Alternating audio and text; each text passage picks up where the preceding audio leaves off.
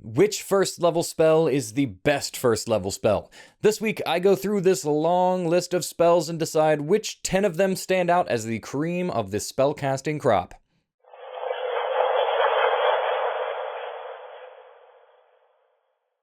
Hello players and GMs, I am Reese and welcome to another video by Jetpack7. Before we get started, I just want to remind you all to please like, comment, subscribe, and to hit the notification bell. We didn't get to go to any conventions this year or last, and I was really hoping I'd be able to meet many of you in person at Gen Con or whatever convention you ended up at, but obviously that didn't end up happening. That said, I've been really enjoying talking to all of you in the comments, and hopefully the channel can grow even more so that I've got more people to meet when we do end up being able to actually attend conventions again.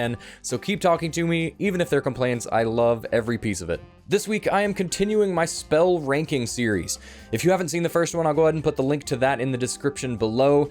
That one will take you to my personal top 10 cantrips list, but this week will be the first level spells. Now, obviously, there are a lot of first level spells. I spent as much time as I could combing through them and figuring out which ones I love and which ones I don't love so much. I am essentially basing this ranking on what spells are the best in particular situations or really great in specific situations. I said it in the first video and I'll say it again, spell power depends so heavily on the situation in which you are using those spells, so any number of these spells on this list could be flipped depending on where you find yourself. This is just my personal opinion of where they stand in general, but fluctuation can definitely happen. And honestly, a top 20 would probably be more appropriate due to the sheer number of great first level spells, but I feel like that would be a little excessive for this type of video. The 10 I picked as my top 10 are pretty much just the spells you can take no matter what and guarantee that you will get value out of them. They are super reliable and just all around very good spells. So, starting off at number 10 with Charm Person. To me, Charm Person is the next step after a persuasion check fails. The biggest downside is that the target knows you charmed them after the spell finishes, which will often likely lead to some aggression. That said, there aren't that many spells that can just resolve a social encounter like Charm Person, and beyond a really high persuasion check or a feat or two, there aren't very many solutions to social encounters at all outside of charm spells. There isn't a whole lot to say about the spell other than that. It is a social solution spell that doesn't really exist anywhere else until you get to higher level charm spells, which makes it pretty dang valuable to have in my book. Next up, in 9th place, I've got Disguise Self. This is another spell that I felt the need to add to this list because there isn't another spell that can lend itself to deceptions quite like this until much later in the game. It also maintains its usefulness pretty much throughout a campaign, allowing you to change your appearance at a moment's notice. It offers so many options because there are many times in a campaign when it would benefit you to just look like someone else. Whether your goal is to look like a commoner to avoid unwanted attention, to parade around the streets as a corrupt noble in some sort of political smear attempt, or to sneak into a secret organization as one of its members, Disguise Self offers options that no other spell at this level can. To me, it is a spell I always try to make room for in my first level spells. In 8th place, I just feel the need to include Cure Wounds. The spell is probably stronger than I've ranked it since healing has such a huge impact in 5e, but at the same time I didn't want to put it too close to the top because I feel that it is overshadowed by its more efficient cousin, which we will be talking about much later.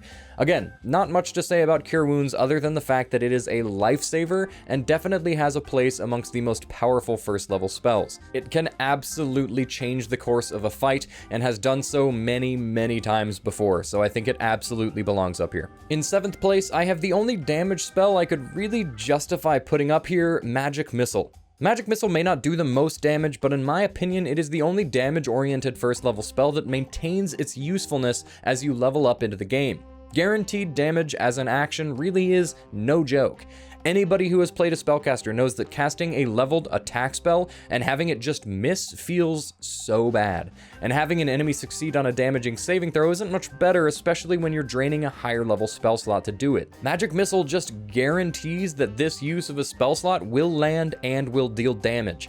Unless the opponent has the shield spell, there are very few ways to avoid the damage from the spell. Again, the damage isn't massive, but when you've got a creature dead to rights and all you need to do is deal some guaranteed guaranteed damage to it, then there is not a spell that is better than Magic Missile. In 6th place, I have put Absorb Elements.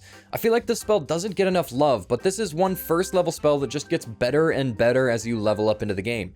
Being able to use a reaction to gain resistance to any elemental damage type can make or break a combat encounter, especially for characters that may not have the biggest pool of hit points to spare.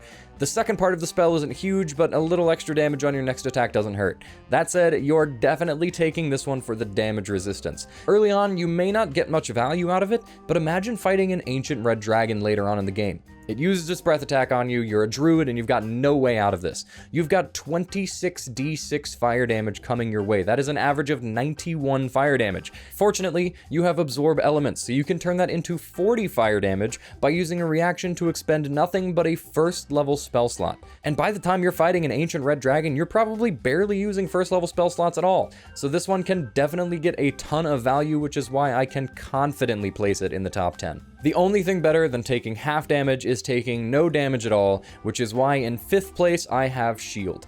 Shield is one of those spells that keeps a character away from death saves probably at least once a session in my experience. Raising your AC by 5 as a reaction to getting hit is very, very powerful, and will always come in handy. The difference between a wizard with 15 AC from mage armor and a wizard who just used shield and suddenly has 20 can ruin an enemy's attempt at putting them down over and over again. That said, if it were just for one attack, the spell would not be up here. The fact that shield lasts until the beginning of your next turn is the reason it gets so much value. One casting of shield will last an entire round of combat, so you can consistently pop yourself up 5 AC higher and thwart any attempt at knocking you down. And again, this is a spell that helps you throughout the game, so I will always defend shield as one of the strongest first level spells in 5e by far. In 4th place, I've got another relatively aggressive spell, Fairy Fire. This is one that has a chance to do nothing at all, obviously, which may put it lower than I've put it here. That said, if I told you there's a spell that can potentially give advantage on every attack against every creature in a 20-foot cube for a full minute with no repeated saving throws, and those creatures can't benefit from invisibility, would you think that I'm talking about a first level spell?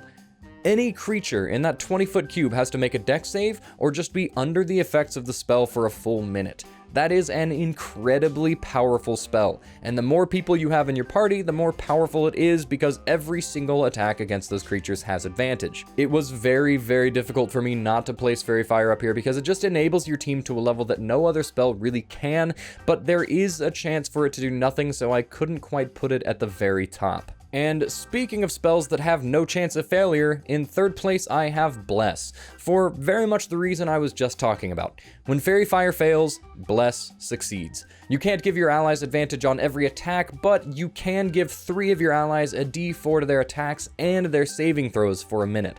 So not only do you enable their offensive capabilities, but you're also aiding their saves, which could potentially keep them alive, which Fairy Fire obviously can't do. And this spell scales pretty well, because for each level above the first, you can target an additional creature. So if you're playing with a party of 5 people, you'd only have to cast the spell at a 3rd level to target every single person in your party, but that's probably even unnecessary because a couple of your party members may not be making many attacks or saving throws. This is one of those spells that just feels really good to have. You make an attack roll, miss by 1 or 2, then your cleric shouts from the back, "You're blessed!" and suddenly your attack now hits or your saving throw now succeeds. It can be a massive difference maker because you can add it to literally every single attack and every single saving throw you make, which is incredible, especially for a first level spell. To me, this spell definitely belongs in the top 3. In 2nd place, I have Find Familiar. The options given by this one make it very, very difficult to not place somewhere in the top 10, though you can argue that it may sit a little bit lower depending on the type of campaign you're playing. In my experience, however, having access to a familiar can be a huge boon to a party. You can scout with it, you can spy with it, and oft forgotten and underused, you can cast touch range spells through it. Not to mention, if you're willing to put it in a bit of danger, your familiar can give advantage on an attack roll by using its action to help. This may not be super big big for a wizard, but if you can time it right, you may be able to give your rogue or whatever other heavy hitters in your party advantage on their next attack against the creature, which can obviously be extremely impactful. Find Familiar gives you another set of eyes and ears with significantly more mobility than yourself, since you can choose creatures that can fly and gain various other little benefits. Having a mouse familiar may not seem great, but a gang in a downtrodden basement probably won't think twice if they saw a mouse run by them while you're just watching them and listening to them through its senses.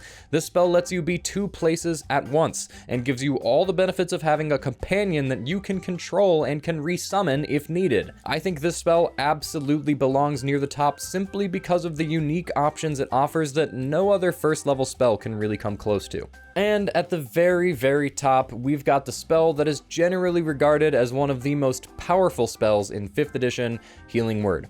I love how everyone just kind of agrees that Healing Word is incredible because it is a slightly unique reason from the other spells. It doesn't carry with it some crazy potency or really high numbers. It really isn't even a particularly powerful spell out of context. Healing Word is one of the most powerful spells in the game simply because of how it interacts with the core mechanics of 5th edition D&D. A bonus action heal with a range of 60 feet is absolutely ridiculous in the context of 5e, largely because of how death saves work. You already have to fail 3 death saves to die permanently, which makes PCs incredibly resilient and difficult to kill already. Now add to the fact that if you get healed from death saves, all of those death saves reset, and you're back to 0 successes and 0 failures if you get knocked down again.